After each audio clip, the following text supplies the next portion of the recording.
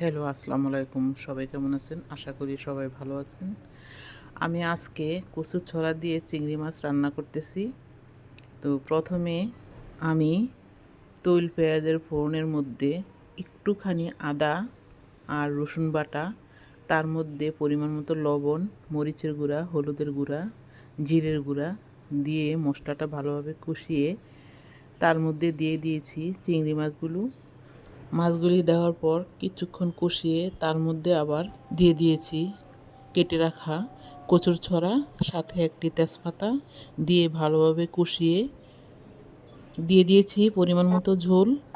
আর কচুর ছড়া দেওয়ার সময় সাথে কয়েকটি কাঁচামরিচও দিয়ে দিয়েছিলাম।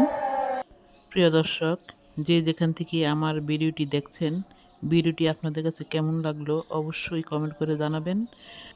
লাইক, কমেন্ট, শেয়ার করে পাশে থাকবেন।